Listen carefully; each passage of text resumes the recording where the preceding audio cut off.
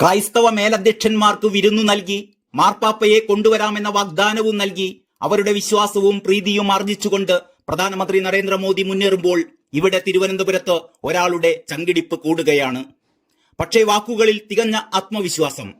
ഏഷ്യാനെറ്റിന്റെ face the people എന്ന പ്രോഗ്രാമിൽ ശശി തരൂരിനോട് നേരിട്ടുള്ള ചോദ്യം, എതിരാളി നരേന്ദ്രമോദിയാണെന്നിരിക്കട്ടെ, ജയിക്കുമോ? ഓ, എനിക്കൊരു പ്രശ്നവുമില്ല. ജനങ്ങൾ എന്റെ സേവനം കണ്ടിട്ടുണ്ട്, എന്നെയും കണ്ടിട്ടുണ്ട്. എന്റെ ഗുണങ്ങളും കഴിവുകളും കഴിവില്ലായ്മയുമൊക്കെ അവർ നേരിട്ട് കണ്ട് മനസ്സിലാക്കിയ കാര്യങ്ങളാണ്. അവർക്ക് മതിയായി എന്ന് തോന്നിയാൽ അവർക്കെപ്പോഴും അവകാശമുണ്ട് MP-യെ മാറ്റാൻ. പക്ഷേ അത് എതിരാളിയുടെ ഒരു ഫംഗ്ഷനായി ഞാൻ കാണുന്നില്ല. ആര് മത്സരിച്ചാലും ഞാൻ എന്റെ റെക്കോർഡുമായാണ് മത്സരിക്കാൻ പോകുന്നത്. ഞാൻ ആദ്യം രാഷ്ട്രീയത്തിൽ വരുമ്പോൾ എന്റെ ഏറ്റവും വലിയ സ്വപ്നമായിരുന്നു വിദേശകാര്യമന്ത്രിയാവാൻ. അത് യാഥാർത്ഥ്യമായില്ല. ഇനി അത് യാഥാർത്ഥ്യമാവാനുള്ള സാധ്യത ജനങ്ങളുടെ കയ്യിലാണ്. ഇപ്പോൾ എന്റെ ആവശ്യം പാർട്ടി ആവശ്യപ്പെട്ടാൽ 4ാമത്തെ തവണ കൂടി മത്സരിക്കുക എന്നതാണ്. ഇത് അവസാനത്തെ തവണയുമായിരിക്കും. നിയമസഭയിലേക്ക് മത്സരിക്കാൻ താല്പര്യമുണ്ടോ എന്ന ചോദ്യത്തിന് തരൂർ പറഞ്ഞത് ഇപ്പോഴത്തെ എന്റെ ഫോക്കസ് ലോക്സഭയിലേക്കാണ് എന്നതാണ്. ഇനി ആ സമയത്തെ രാഷ്ട്രീയ സാഹചര്യം കണക്കിലെടുത്ത് അങ്ങനെ നോക്കാമെന്നും ശശി തരൂർ പറയുകയുണ്ടായി. പ്രധാനമന്ത്രിയെ പോലും വെല്ലുവിളിക്കാൻ ശശി തരൂരിന് ആത്മവിശ്വാസം നൽകുന്ന ഘടകങ്ങൾ ഇവിടെ എന്തൊക്കെയാണ്? അതോ ഈ ആത്മവിശ്വാസം ശശി തരൂരിന്റെ വെറുമൊരു ഷോ മാത്രമോ? ഔദ്യോഗിക പ്രഖ്യാപനം വന്നില്ല എങ്കിലും ശശി തരൂർ തിരുവനന്തപുരം മണ്ഡലത്തിൽ പ്രചാരണം ആരംഭിച്ച പോലെ തന്നെയാണ്.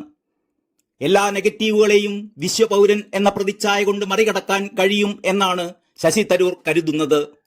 4ാം തവണയും ജനങ്ങൾ തന്നെ വിജയിപ്പിച്ചു കയറ്റുമെന്ന അമിത പ്രതീക്ഷ. 2009 ആദ്യമായി മത്സരത്തിനിറങ്ങുന്ന സമയത്ത് KPCC ഓഫീസിൽ ശശി തരൂരിന്റെ കോലം കത്തിച്ചുകൊണ്ടായിരുന്നു കോൺഗ്രസുകാർ എതിരേറ്റിരുന്നത്. പക്ഷേ ഇന്ന് അതൊക്കെ മാറി. കോൺഗ്രസ് പ്രവർത്തക സമിതിയിലെ സ്ഥിരാംഗമായാണ് ശശി തരൂർ സർവപ്രതാപിയായി എത്തുന്നത്. അതേസമയം കഴിഞ്ഞ 3 തവണത്തെയും കൂടുതൽ വെല്ലുവിളി ശശി തരൂർ തിരുവനന്തപുരം മണ്ഡലത്തിൽ നേരിടുന്നു എന്നതാണ് വാസ്തവം. ഒന്നാമതായി കോഴിക്കോട്ട് നടത്തിയ ഹമാസ് വിരുദ്ധ പ്രസംഗം തന്നെ. മുസ്ലിം വോട്ടുകൾ ഒരു പ്രധാന ഘടകം തന്നെയാണ് തിരുവനന്തപുരം മണ്ഡലത്തിൽ.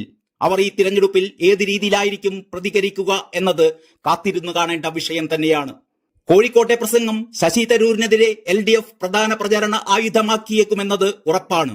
അങ്ങനെ കുറേയധികം വോട്ടുകൾ LDF-ലേക്കോ ഒരുപക്ഷെ BJP-യിലേക്കോ പോലും ചോരാനുള്ള സാധ്യത തള്ളിക്കളയാനാകില്ല. മറ്റൊന്ന് തീരദേശ മേഖലയിലെ ക്രൈസ്തവ ന്യൂനപക്ഷങ്ങളാണ്. വിഴിഞ്ഞം സമരത്തിനൊപ്പം കോൺഗ്രസ് ഉണ്ടായിരുന്നു എങ്കിലും ശശി തരൂർ ഉണ്ടായിരുന്നില്ല. ആ മുറിവുണക്കാൻ ഇത്തവണ കരോൾ സംഘത്തിനൊപ്പം ആടിയും പാടിയുമൊക്കെ തരൂർ ക്രിസ്മസ് ആഘോഷം പൊടിപൂരമാക്കുകയാണ്. പക്ഷേ അപ്പുറത്ത് നരേന്ദ്രമോദി ക്രൈസ്തവ മേലധ്യക്ഷന്മാരെയാണ് കയ്യിലെടുത്തിരിക്കുന്നത്. കേരളത്തിലെത്തുമ്പോൾ ഇവിടത്തെ ക്രൈസ്തവ നേതാക്കളെ നരേന്ദ്രമോദി വീണ്ടും നേരിട്ട് കാണുമെന്നാണ് BJP വൃത്തങ്ങൾ അറിയിച്ചിരിക്കുന്നത്.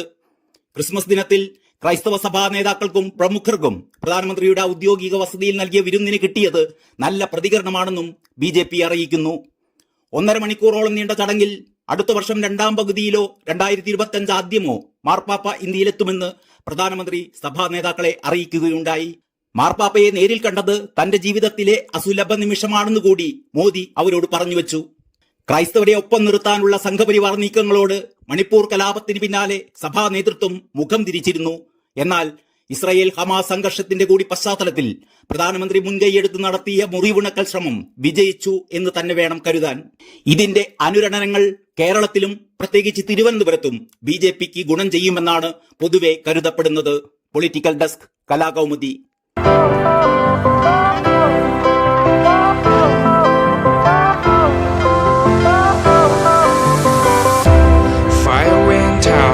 Lights went down when you feel lost in your shadow.